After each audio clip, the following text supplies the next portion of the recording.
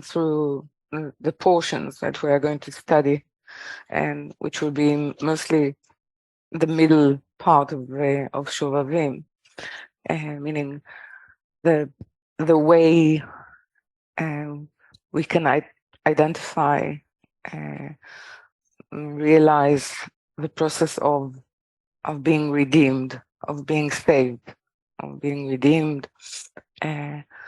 So it has a very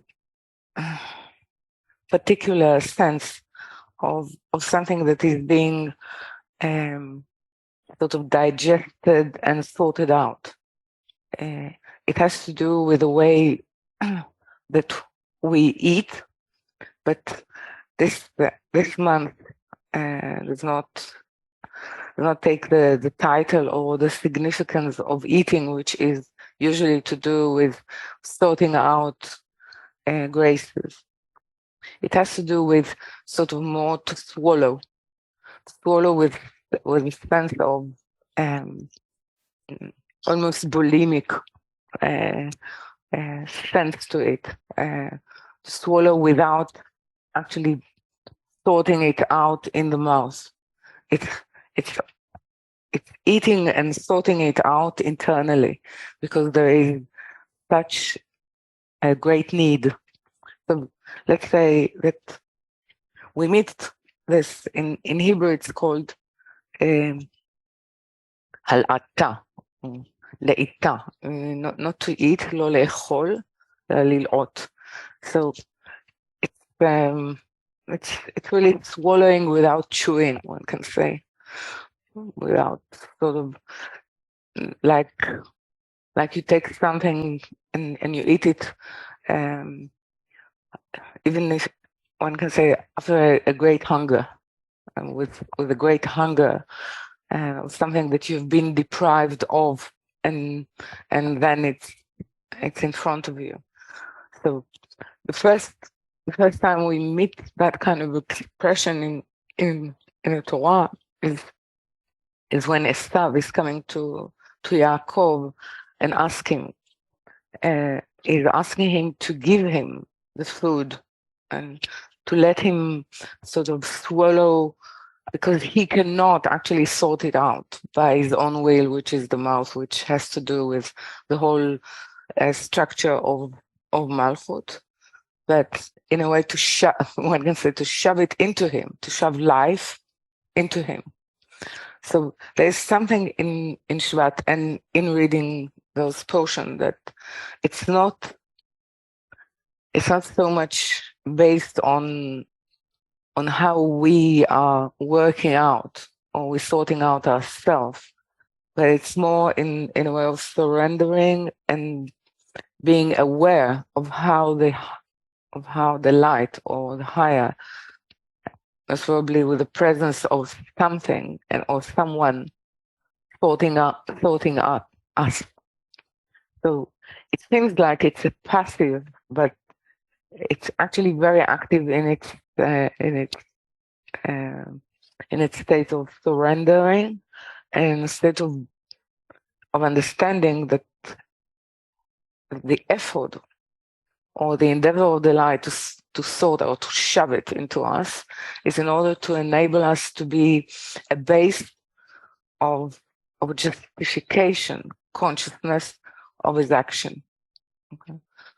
Meaning it's a revelation of his actions through nature, meaning through the structure of the body, but not directly in a way that we're used to sort of deal with light.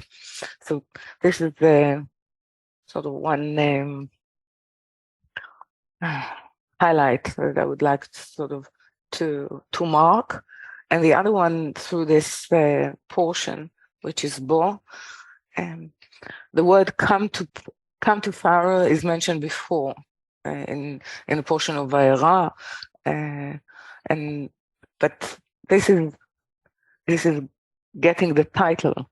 This portion is getting the title of come to Pharaoh, not go to, but come to it, which can be sort of understood in two ways. Come to me, come to Pharaoh because I'm there, or come to Pharaoh with me. Okay, meaning the calling of how it's a calling to witness. It's a calling to witness the way that the action of the light deals with the pillars. Okay, so and with the force of them, though it's part of the preparation of what was formed, a form that is created and then destroyed. Destroyed in terms that it stopped being useful for the purpose of creation. So this is the issue. So it has to do a lot with how we understand the state and the stance of a vessel. How should it be, or how can it be? What it can become. So it is the portion of the last third 3 strikes. That's the third, the triad, I would say, of what we call Gar, which is the 3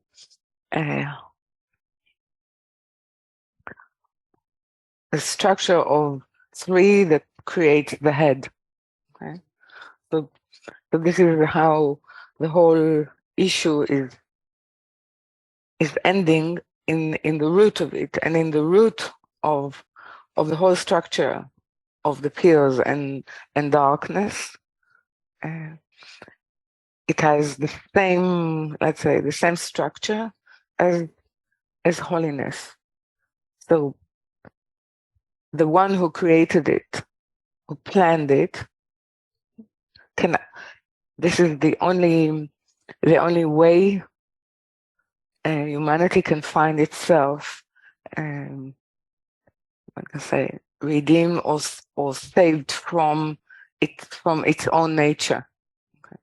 So Bo is actually the beginning of the separation, one can say, of the pillars from the light that gave them life, that allowed them to be a force or a power within creation.